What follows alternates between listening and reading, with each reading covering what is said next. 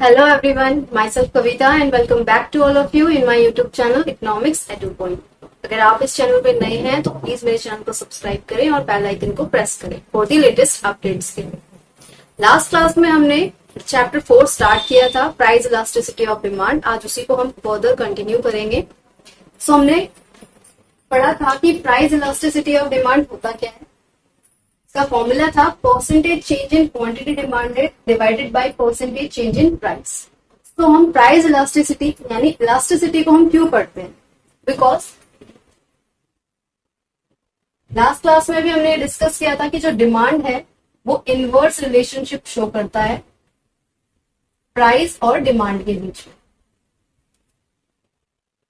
कि अगर प्राइसेस बढ़ते हैं तो क्वांटिटी डिमांडेड कम हो जाती है, हम डिमांड कम कर देते हैं किसी भी कमोडिटी की, और प्राइस अगर कम हो जाते हैं उसके तो हम उसकी क्वांटिटी की डिमांड को बढ़ा देते हैं। ओके, सो ये इनवर्स रिलेशनशिप शो करता है डिमांड। तो हमने इसके 8 फैक्टर्स भी पढ़े थे जो कि अफेक्ट करते हैं डिमांड को।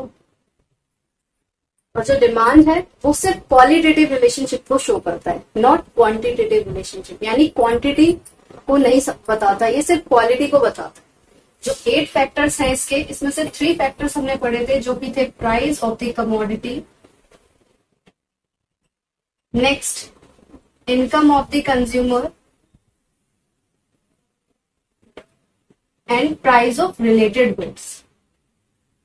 ये 3 फैक्टर एक ऐसे फैक्टर्स थे जो क्वालिटेटिव रिलेशनशिप शो ना करके क्वांटिटेटिव रिलेशनशिप शो करते हैं, यानी क्वांटिटी में रिलेशनशिप बताते हैं कि प्राइस में चेंजेस होने की वजह से डिमांड पर क्या इफेक्ट। तो हम जो इलास्टिसिटी को मेजर करते हैं, इलास्टिसिटी की डिग्री को, वो इन्हीं 3 फैक्टर्स की वजह से करते हैं। सो यही एक ड्रॉबैक था डिमांड का कि डिमांड एक क्वालिटेटिव रिलेशनशिप को शो करता है, और प्राइस इलास्टिसिटी को हम क्यों स्टडी करते हैं? क्योंकि हमें क्वांटिटेटिव रिलेशनशिप पता लगाना होता है कि प्राइस की वजह से डिमांड में कितना चेंज आ रहा है। सो इलास्टिसिटी हमें यही बताता है, जिसका फॉर्मूला है percentage change in quantity demanded upon percentage change in price, कि प्राइस में चेंज होने की वजह से डिमांड में कितना परसेंट का चेंज आया, यही बताता है प्राइस इलास्टिसिटी ऑफ डिमांड। आज इसको आगे कंटिन्यू करते हैं। लास्ट टाइम हमने इसके 3 फैक्टर्स भी पढ़े थे कि इलास्टिसिटी ऑफ डिमांड जो है वो 3 प्राइस elasticity of demand,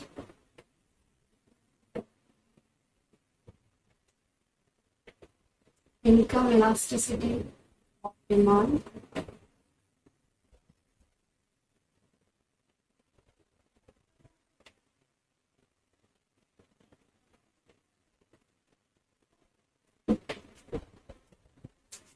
हमने ये 3 पॉइंट्स पढ़े थे कि जो इलास्टिसिटी ऑफ डिमांड है वो 3 पॉइंट्स पे बेस्ड करती है, price elasticity of demand, income elasticity of demand and cross elasticity of demand. जिसमें इनकम और क्रॉस आपके सिलेबस में नहीं था, हम जो पढ़ेंगे इलास्टिसिटी ऑफ डिमांड में वो सिर्फ प्राइस इलास्टिसिटी ऑफ डिमांड के ऊपर है। इलास्टिसिटी ऑफ डिमांड के कुछ इंपॉर्टेंट पॉइंट्स भी थे, जैसे कि फर्स्ट, इलास्टिसिटी ऑफ डिमांड जो है वो एक यूनिट फ्री मेजर, ये सिंबल है इलास्टिसिटी ऑफ डिमांड का जिसको हम शो करते हैं ईडी। ये एक यूनिट फ्री मेजर होता है इलास्टिसिटी ऑफ डिमांड। जैसे कि हम मीटर, सेंटीमीटर, किलोमीटर अपने नंबर्स के पीछे लगा देते हैं, सो यहाँ पर हम उसको नहीं लगाते। इलास्टिसिटी ऑफ डिमांड में कोई भी यूनिट नहीं आती, ये एक यूनिट फ्री मेजर।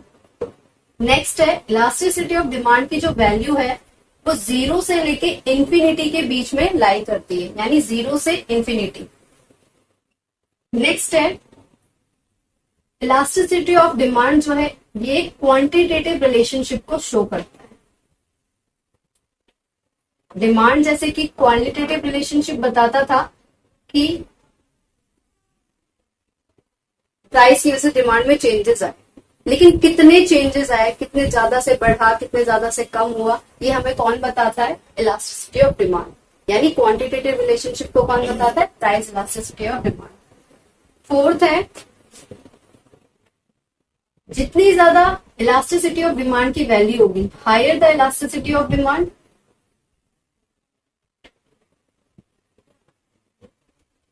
जितनी ज्यादा इलास्टिसिटी ऑफ डिमांड की वैल्यू होगी उतना ज्यादा हमें अफेक्ट पता चलेगा, affect of price change in quantity demand, कि प्राइस की वजह से डिमांड में कितना चेंज आया वो हमें पता चलेगा जितनी ज्यादा इलास्टिसिटी ऑफ डिमांड की वैल्यू होगी।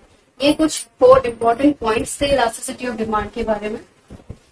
आज हम कंटिन्यू करेंगे कि जो इलास्टिसिटी की वैल्यूज है 0 टू इंफिनिटी, उनके ऊपर, जिसे कहते हैं हम degrees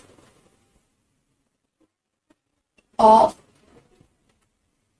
elasticity of demand, degrees of elasticity of demand, जो कि 5 वैल्यूज हैं।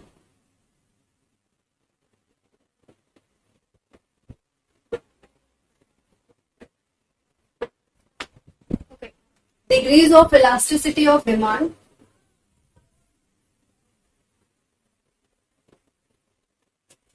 की 5 डिग्रीज है। फर्स्ट है elasticity of demand is equal to 0। अगर इलास्टिसिटी ऑफ डिमांड जो है 0 होगी, हम ऑलरेडी पढ़ चुके हैं कि जो इलास्टिसिटी ऑफ डिमांड की वैल्यू है वो 0 टू इंफिनिटी इनके बीच में लाई करती है। ओके, सो ये 5 डिग्री पे बेस्ड है। अगर elasticity of demand is equal to 0 है तो वो कैसी इलास्टिसिटी है, परफेक्टली इन इलास्टिक डिमांड होगी वहां।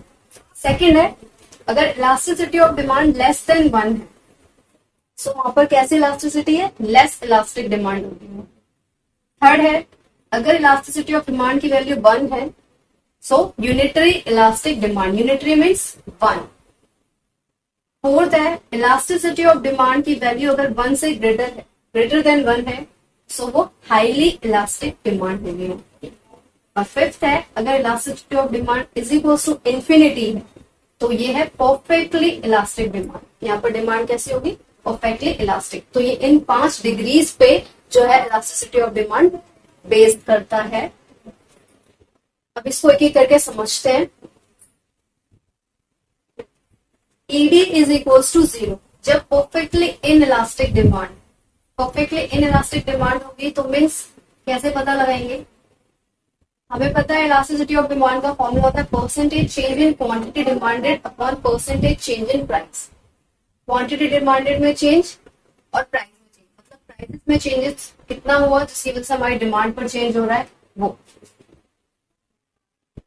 तो इलास्टिसिटी ऑफ डिमांड की वैल्यू है 0। 0 कब होगी, अगर डिमांड में कोई चेंज ही नहीं है, 0% का चेंज है और सिर्फ प्राइस में ही चेंज होता जा रहा है। मान लेते हैं, ये एज्यूम कर रही हूं मैं कि प्राइसेस में जो चेंज है वो 20% का हो रहा है, लेकिन जो हमारी डिमांड है उसमें कोई चेंज नहीं हो रहा, वो 0% है। तो यहाँ पर जो हमारी वैल्यू आएगी इलास्टिसिटी की, 0 अपॉन में एनीथिंग क्या आता है, 0। तो यानी इलास्टिसिटी ऑफ डिमांड की वैल्यू होगी 0। इसको हम एक टेबल और डायग्राम के थ्रू समझते हैं। तो प्राइजेस है हमारे 20 और डिमांड है हमारी 100।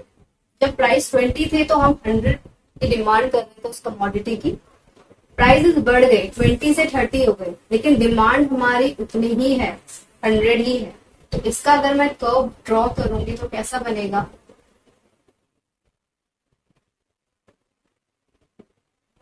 यहां हम ले लेते हैं अपनी डिमांड 50, 100, 150, 10, 20 एंड 30।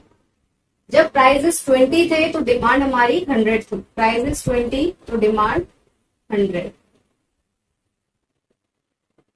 प्राइसेस 30 हो गए तो भी हमारी डिमांड जो है 100 ही है, हमारी डिमांड 100 ही है। ये तो बढ़ने का केस था, प्राइस बढ़ रहे थे। इसी तरीके से अगर प्राइसेस कम हो जाए, प्राइसेस 10 हो गए मान लेते हैं, तो भी हमारी जो डिमांड है वो 100 ही रहेगी। यानी प्राइसेस में चेंज हो रहे हैं, ऊपर नीचे हो रहे हैं, लेकिन डिमांड जो है हमारी वो स्टेबल है, तो भी हमारी डिमांड, प्राइसेस 10 हो गए तो भी हमारी डिमांड 100 ही। हम देख रहे हैं कि ये एक वर्टिकल स्ट्रेट लाइन कर्व बन रहा है। कैसा कर्व बन रहा है, वर्टिकल स्ट्रेट लाइन कर्व। सो यहाँ पर जो इलास्टिसिटी ऑफ डिमांड है वो क्या है, 0। ये था हमारा परफेक्टली इन इलास्टिक डिमांड का केस। सेकेंड केस देखते हैं, जब इलास्टिसिटी ऑफ डिमांड जो है less than 1, less elastic demand होगी यहाँ। लेस देन 1 यानी कि हमारी जो वैल्यू है वो 1 से लेस आई। तो यहाँ पर हम एज्यूम करते हैं कि प्राइसेस में जो चेंज आ रहे हैं वो है 20%। प्राइसेस में जो चेंजेस है वो 20% है, और जो हमारी क्वांटिटी डिमांड है उसमें से 5% का चेंज आता है। तो अगर मैं इसको सॉल्व करूं तो इसका आंसर कुछ आएगा 0.25 समथिंग, जो कि 1 से लेस, 0 से अबव एंड 1 से लेस। सो यहाँ पर कैसी डिमांड होगी, इलास्टिसिटी ऑफ डिमांड कैसी है यहाँ पर, लेस इलास्टिक डिमांड। सो अगर इसको हम टेबल और डायग्राम से शो करें तो प्राइस और क्वांटिटी डिमांडेड हम ले लेते हैं। प्राइजेस है 20, डिमांड है 100। प्राइसेस कम हो गए, 20 से 10 हो गए, तो डिमांड हमारी बढ़ गई 120 हो गई। यानी डिमांड में जो चेंज आ रहा है वो सिर्फ कुछ ही का है, 5% का चेंज आ रहा है, और जो प्राइस में चेंज है वो 20% का है।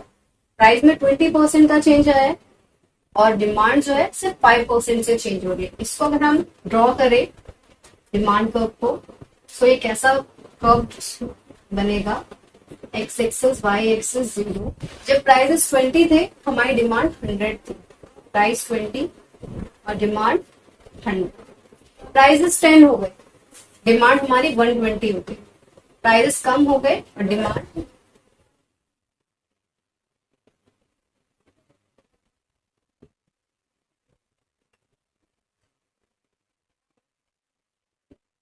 तो ये कैसा कर्व बना, यहाँ पर इलास्टिसिटी ऑफ डिमांड जो है वो कितनी है हमारी, less than 1। Elasticity of demand यहाँ पर हमारी लेस देन 1 है। तो जो ये कर्व बनेगा ये थोड़ा फ्लैटर बनेगा, मीन्स जितने जो डिमांड है, जितनी इलास्टिसिटी ऑफ डिमांड की वैल्यू जितनी बढ़ती जाएगी, हमारा जो कर्व है वो फ्लैटर होता जाएगा, तिरछा होता जाएगा। यहाँ पर हम देख रहे थे कितना स्टीप था, खड़ा था वर्टिकल, और यहाँ पर है थोड़ा फ्लैटर हो गया। तो यहाँ पर इलास्टिसिटी ऑफ डिमांड की हमारी जो वैल्यू है वो कितनी है, लेस देन 1, जो कि 0.25। नेक्स्ट देखते हैं आप third point, ED is equals to 1, जो कि है यूनिटरी इलास्टिक डिमांड। यूनिटरी यानी कि 1। जब इलास्टिसिटी ऑफ डिमांड की जो हमारी वैल्यू है अगर वो 1 होगी तो वहां पर हमारी इलास्टिसिटी ऑफ डिमांड क्या है, यूनिटरी इलास्टिक डिमांड। ओके, अब इसको अगर हम सॉल्व करें, एज्यूम कर लेते हैं elasticity of demand percentage change in quantity demand upon percentage change in price.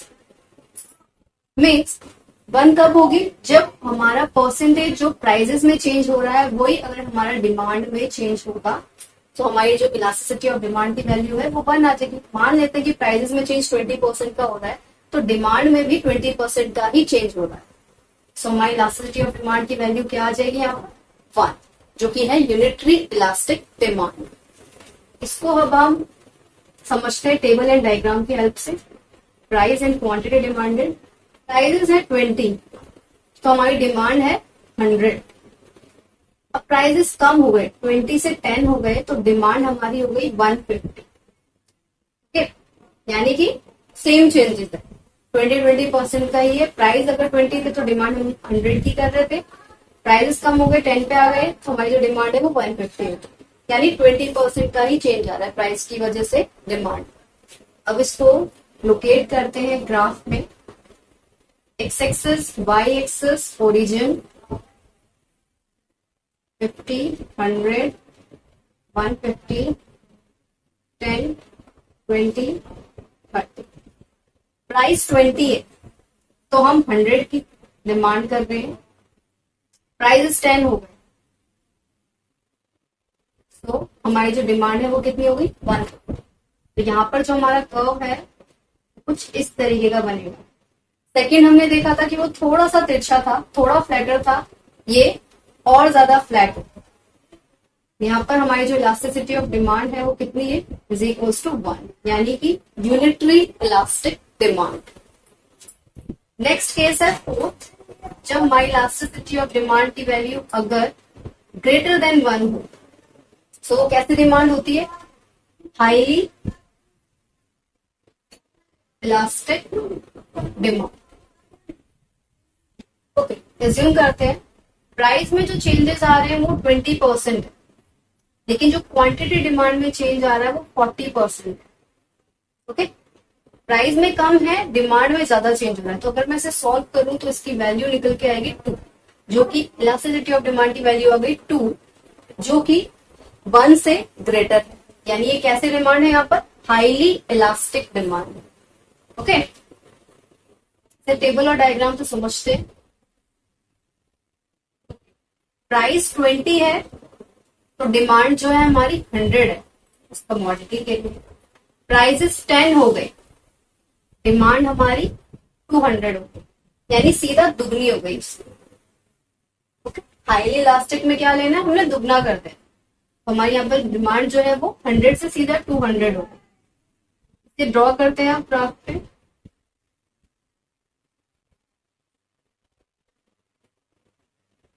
Demand को 100 200 ले लेते हैं, प्राइसेस 10 20 30 इस तरीके से। जब प्राइस 20 थे तो हमारी जो डिमांड थी वो थी 100। प्राइस 10 हो गए तो जो डिमांड है वो कितनी हो गई हमारी 200। यहाँ पर जो कर्व है वो कुछ इस तरीके का बनेगा। ये आप देख रहे हैं और फ्लैटर होता जाता है। पहले सीधा वर्टिकल था, वर्टिकल स्ट्रेट लाइन का था जब इलास्टिसिटी ऑफ डिमांड हमारी 0 थी। जब elasticity of demand less than 1 हुई तो वहां पर थोड़ा सा फ्लैटर हुआ। नेक्स्ट इलास्टिसिटी ऑफ डिमांड जब 1 है, यूनिट इलास्टिक, यहाँ पर और थोड़ा फ्लैटर हो गया है, और यहाँ पर आप देख रहे हैं बिल्कुल फ्लैट हो गया, जहां पर इलास्टिसिटी ऑफ डिमांड जो है ग्रेटर देन 1 है। तो ये कौन सा केस है, जब elasticity of demand greater than 1, यानी डिमांड में चेंज ज्यादा है एज कंपेयर टू प्राइस। तो यहाँ पर जो हमारी इलास्टिसिटी ऑफ डिमांड की वैल्यू है वो ग्रेटर देन 1 है, एक हाईली इलास्टिक डिमांड है। नेक्स्ट आता है last point, fifth last degree है elasticity of demand is equal to infinity, यानी परफेक्टली इलास्टिक डिमांड। जब हमारी डिमांड जो है परफेक्टली इलास्टिक होगी। तो यहाँ पर हम केस लेके देखते हैं परफेक्टली इलास्टिक कब होगी, जब प्राइस में तो 0% का चेंज है, प्राइस में कोई चेंजेस ही नहीं हो रहे, ओनली डिमांड में चेंज हो रहा है। डिमांड में मान लेते 50% का चेंज हो रहा है। इसकी वजह से जो हमारी वैल्यू निकल के आई, अगर मैं इसे सॉल्व करूं तो एनीथिंग अपॉन 0 जो वैल्यू आती है वो होती है इन्फिनिटी, जिसे हम डिफाइंड ही नहीं कर सकते। यानी कि यहाँ पे इलास्टिसिटी ऑफ डिमांड कितनी है, इज इक्वल्स टू इन्फिनिटी। इसे हम टेबल डायग्राम से शो करते हैं। प्राइजेस में कोई चेंजेस नहीं है, प्राइजेस में कोई चेंजेस नहीं है, प्राइस 20 ही है, लेकिन जो हमारी डिमांड है वो 100 थी पहले। जब हमारे प्राइस 20 थे तो डिमांड 100 थी। अब प्राइसेस वही हैं, लेकिन हमारी जो डिमांड है वो बढ़ गई, 100 से 200 हो गई। डिमांड जो है वो 100 से 200 हो गई। डायग्राम से शो करते हैं हम इसे, X axis, Y axis and origin. Okay, यहाँ प्राइसेस ले लेते हैं 10 20 एंड 30, 100 200। ओके, प्राइस 20 है और डिमांड हमारी 100 है। सेकेंड केस देखिए तो प्राइस 20 है, डिमांड हमारी 200 हो गई, यानी प्राइस वही है और डिमांड हमारी 200 हो गई। हम देख रहे हैं कि प्राइस में तो कोई चेंजेस नहीं आ रहे, प्राइस सिमिलर है, लेकिन डिमांड में चेंज आ रहा है। प्राइस 0% है, प्राइस में कोई चेंजेस नहीं है, कांस्टेंट ही है, लेकिन डिमांड में चेंज आता जा रहा है। सो ये जो एक कर्व बनेगा, elasticity of demand is equals to infinity, ये एक हॉरिजॉन्टल स्ट्रेट लाइन कर्व बन रहा है। ईडी इज इक्वल्स टू 0 में हम देख रहे थे वो एक वर्टिकल स्ट्रेट लाइन कर्व बन रहा था, और ED is equals to infinity एक हॉरिजॉन्टल स्ट्रेट लाइन कर्व बन रहा है। ओके, सो यहाँ पर जो इलास्टिसिटी की डिमांड की वैल्यू होगी वो इज इक्वल्स टू इंफिनिटी होगी, जो कि नॉट डिफाइंड है। अब यहाँ पर एक समझने वाली बात यह है कि जो हमने 5 डिग्री अभी तक पढ़ी, जो थी elasticity of demand is equals to 0, elasticity of demand is less than 1, elasticity of demand is equals to 1, elasticity of demand is greater than 1 and elasticity of demand is equals to infinity. ये 5 हमने degrees पढ़ी थी जिसमें कि ये 2 conditions जो है ये एक इमेजिनरी सिचुएशन होती है.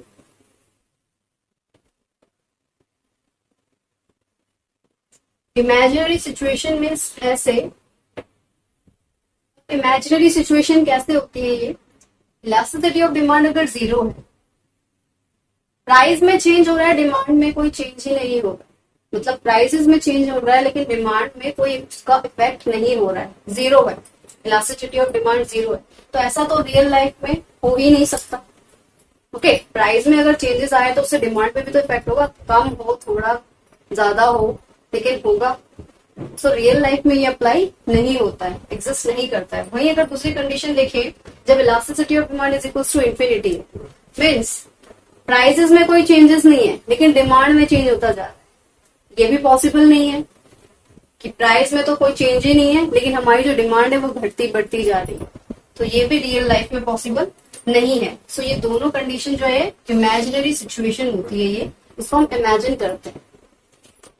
सो एग्जिस्ट कौन सी वैल्यूज करती है, elasticity of demand is equal to 1, elasticity of demand is less than 1 and elasticity of demand is greater than 1.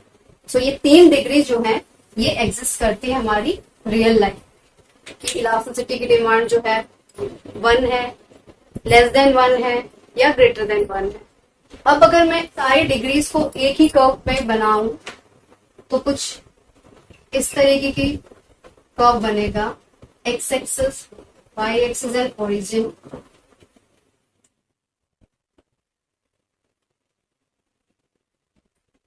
ये हो गई elasticity of demand is equal to 0, vertical straight line का. ये हो गई elasticity of demand is equal to infinity.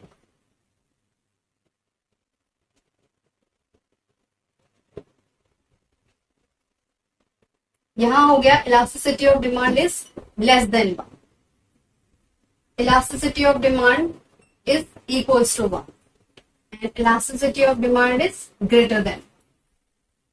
ये हमारी condition हो गई perfectly elastic demand, perfectly inelastic demand, unitary elastic demand, less elastic demand and highly elastic demand.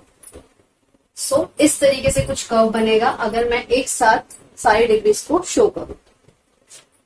यहाँ पर एक समझने वाली बात ये भी है कि जितनी ज्यादा हमारी जो इलास्टिसिटी की वैल्यू है, जितनी ज्यादा हमारी इलास्टिसिटी ऑफ डिमांड की वैल्यूज बढ़ती जाएंगी, 0 टू अबव बढ़ती जाएंगी, उतना ज्यादा जो हमारा कर्व है, उतना ज्यादा हमारा जो डिमांड कर्व है वो फ्लैटर होता जाए. हम पहले देख रहे थे वर्टिकल था, वो धीरे धीरे फ्लैटर होते होते लास्ट में क्या हो गया, वो एक हॉरिजॉन्टल स्ट्रेट लाइन कर्व बन गया. ओके, तो आज की क्लास में बस इतना ही. नेक्स्ट क्लास में इसी चैप्टर को आगे कंटिन्यू करें. अगर आपको आज की क्लास से रिलेटेड कोई भी डाउट्स है तो आप मुझे कमेंट सेक्शन में कमेंट कर सकते हैं.